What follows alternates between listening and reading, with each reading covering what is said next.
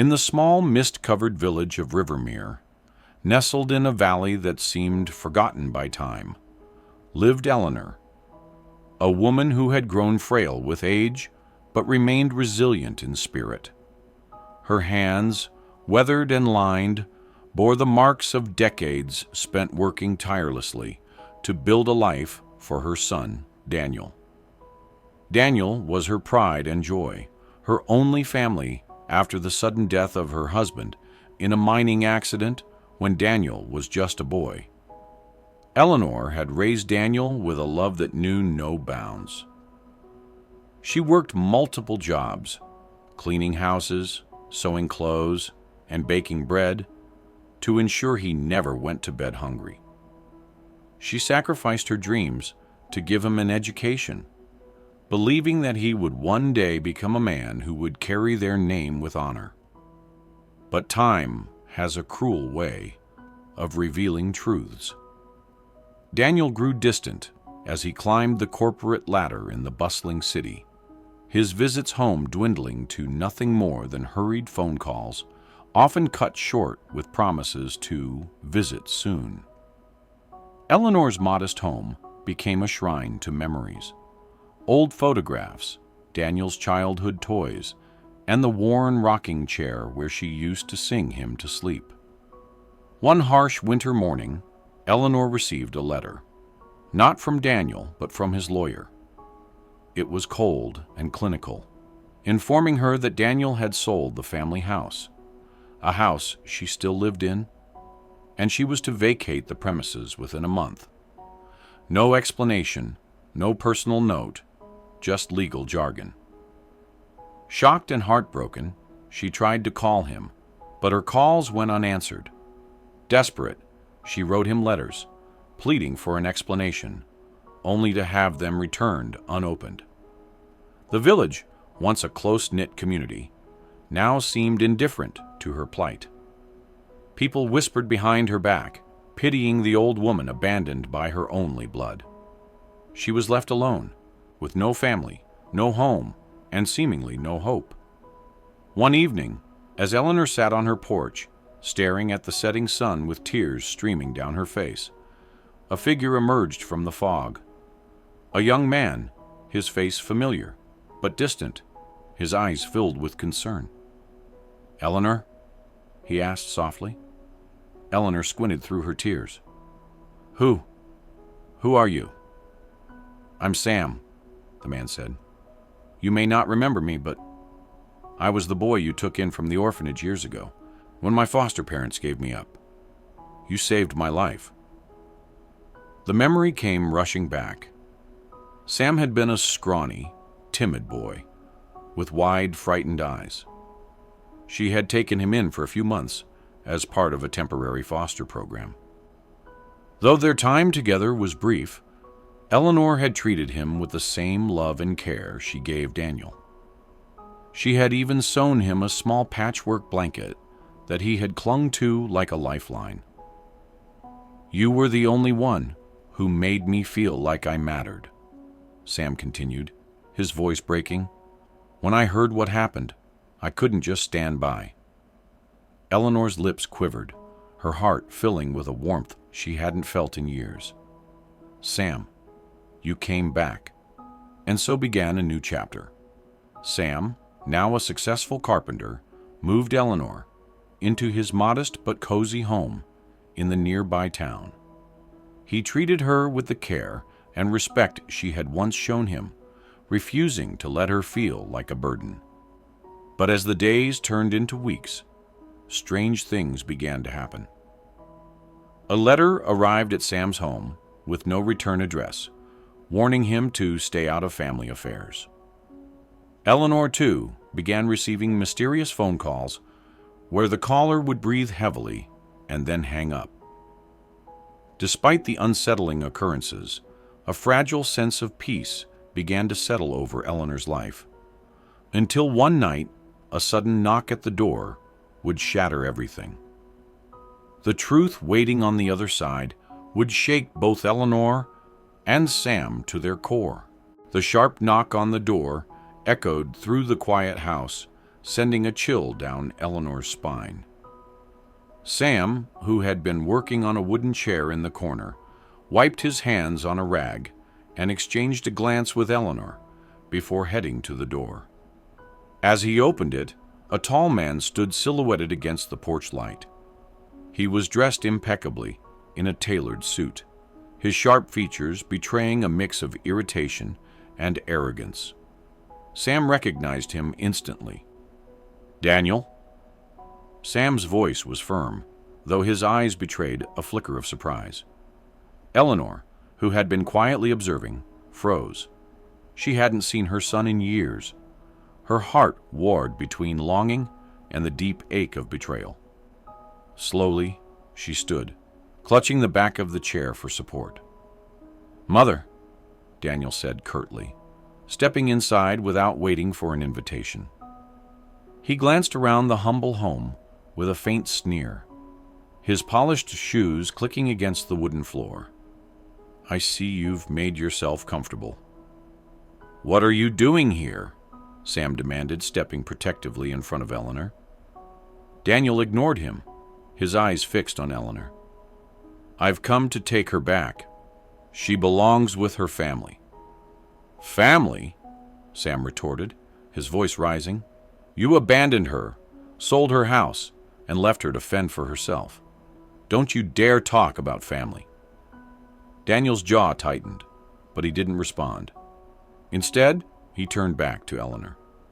"You can't possibly prefer staying here with him," he said, his tone dripping with disdain. "Mother, I've arranged for a place in a retirement home. A good one. You'll be well cared for." Eleanor's eyes brimmed with tears. She had longed to see her son, to hear him call her mother again, but not like this, not with such coldness. "I don't need your charity," she said softly but firmly, her voice steady despite the turmoil inside her. "I needed your love, your presence. Where were you when I lost everything, Daniel? Where were you when I needed my son?" Daniel's face flushed with anger. "You don't understand the pressures I've been under. Running a business, maintaining a life in the city. It's not as simple as you think. I didn't have time for me," Eleanor finished, her voice breaking. "You didn't have time for your own mother." The room fell silent, the weight of her words pressing down on everyone. But before Daniel could respond, Sam stepped forward, his voice laced with frustration. "She's not going anywhere with you," Sam declared. "She's finally finding peace here, and I won't let you disrupt that." Daniel's eyes narrowed. "And who do you think you are? You're not even her real son." The words hung in the air like a dagger. Eleanor flinched, and Sam's fists clenched at his sides. "I may not be her blood," Sam said, his voice steady but filled with emotion. "But I'm the one who's been here for her. I'm the one who cares for her. Blood doesn't make a family. Love does." Before Daniel could retort, the tension was shattered by another knock at the door. This one was rapid and frantic. Sam opened it to find a disheveled man holding a sealed envelope. "This was left at the post office," the man said, handing it over before disappearing into the night. Sam closed the door and opened the envelope cautiously. Inside was a single piece of paper, its contents scrawled in a hurried hand. As he read, his face turned pale. He handed the letter to Eleanor, who gasped as her trembling hands clutched the paper. The note read, "Eleanor, the truth about your son has been hidden for years. You deserve to know the real reason he left you behind. Meet me at the old church on River Street tomorrow at noon. Come alone." Eleanor's heart raced. What could this mean? She whispered, her mind spinning. Sam looked at her with a mix of concern and determination. "We'll find out," he said. "But you're not going alone." Daniel, who had been silent during the exchange, now looked visibly shaken.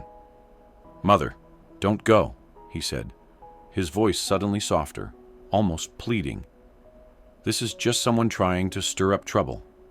Don't believe everything you read." But his words only deepened the mystery. Why was he so insistent? What was he hiding? Eleanor looked at Sam, her eyes filled with determination.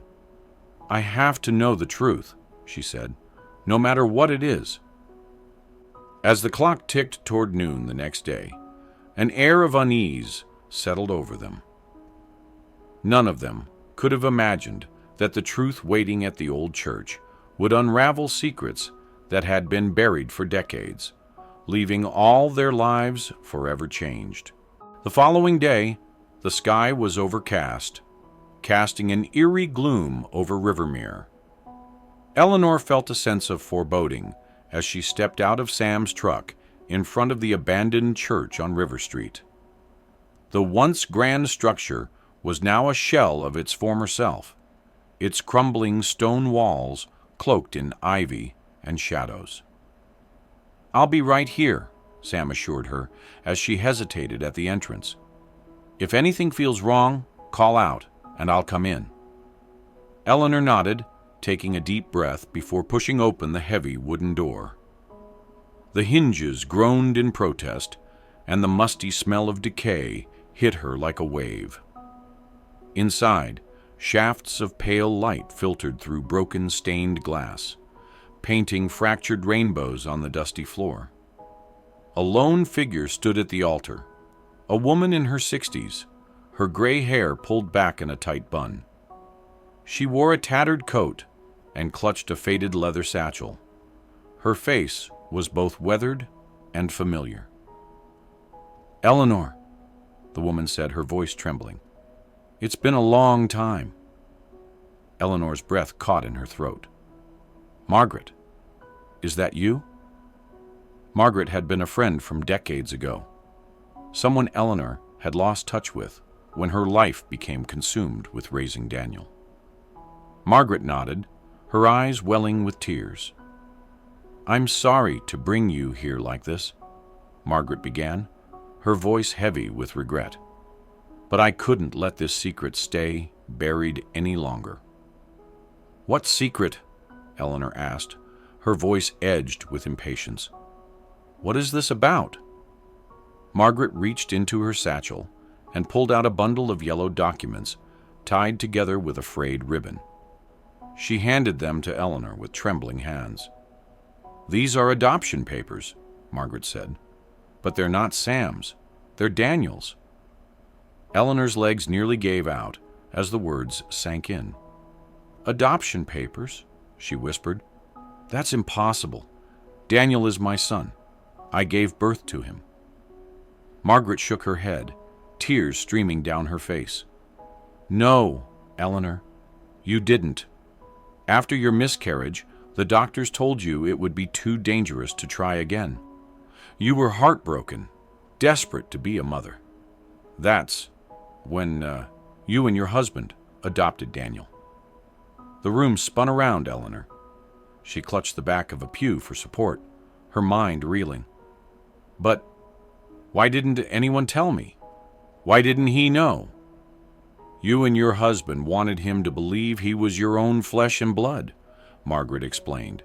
"You wanted him to feel loved, to feel like he belonged. I was sworn to secrecy, but when I saw what he did to you, abandoning you, I knew he needed to face the truth." Eleanor's hands shook as she stared at the papers, her mind replaying every moment of Daniel's life. The love she had poured into him had been real, unshakable. But now, a crack formed in her understanding of everything she had built her life around. Before she could process it, the sound of footsteps echoed through the church. Sam appeared at her side, his face pale.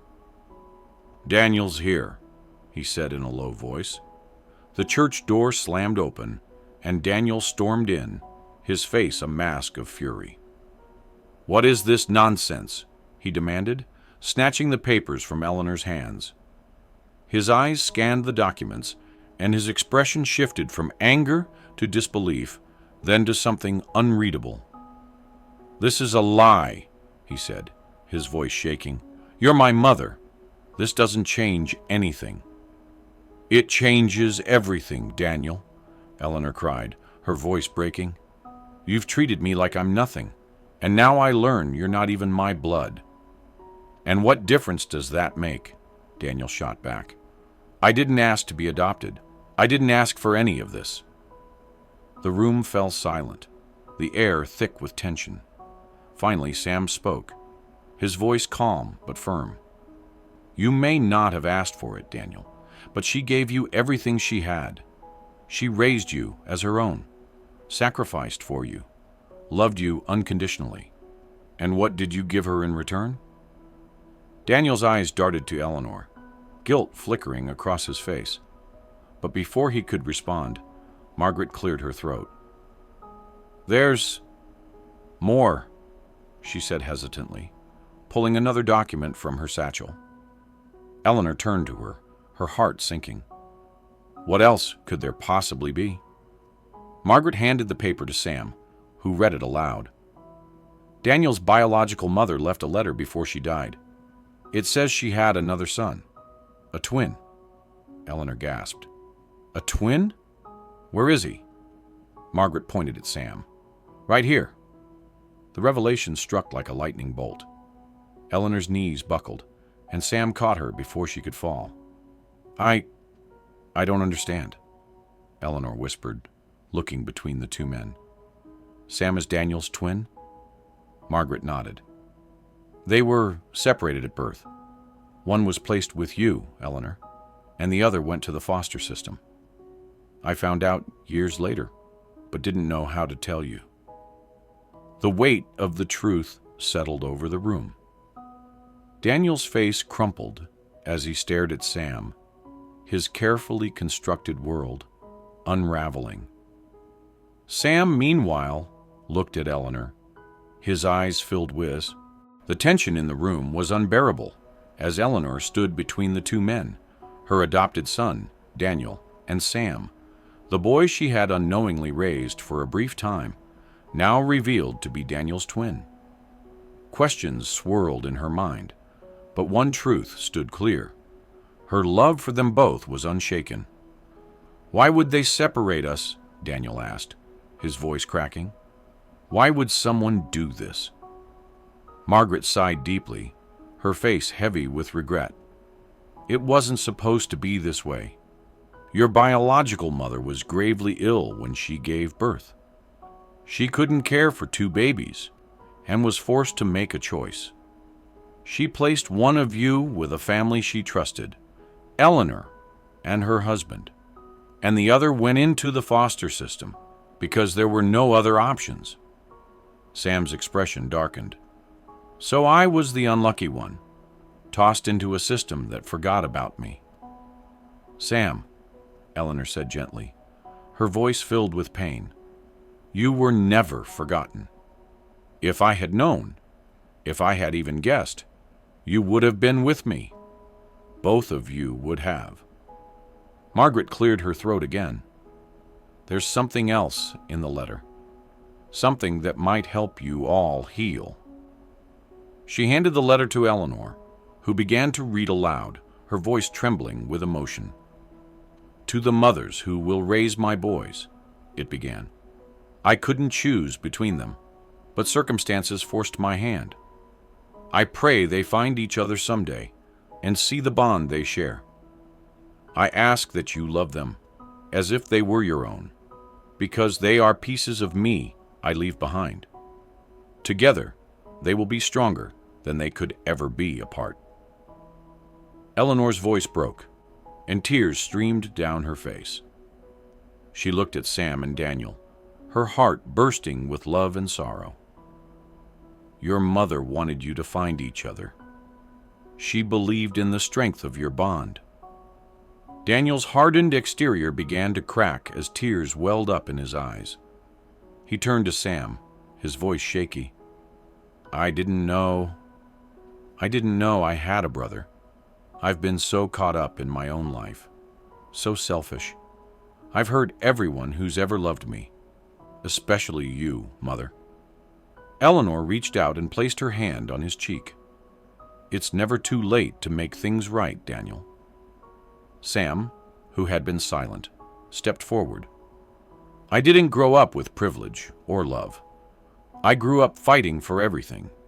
But Eleanor, she gave me a glimpse of what family could feel like. And now, I realize that's what I've been searching for all along." The three of them stood in silence, the weight of years of separation and pain hanging in the air. Finally, Eleanor spoke, her voice filled with determination. "This is our chance to start over. We may not share blood, but we share something far stronger. Love. Family isn't about where you came from. It's about who stands by you when it matters most." Daniel nodded, stepping closer to Sam. "I've been a terrible son and an even worse brother. But if you'll let me, I'd like to try to be better." Sam hesitated, then extended his hand. "It's not going to be easy, but I'm willing to try." Daniel took his hand, and the two embraced, their bond finally beginning to take root.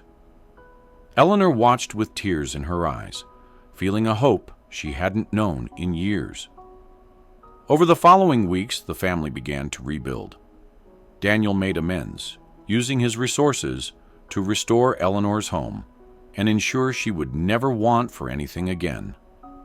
Sam, meanwhile, found his place not just as a son, but as a brother. Together, they began to write a new chapter, a story of forgiveness, redemption, and the unbreakable ties of love. If this story touched your heart, don't forget to like, share, and subscribe to Stories of Brilliance for more tales of resilience, inspiration, and the incredible power of human connection. Your support helps us bring more stories to life. Star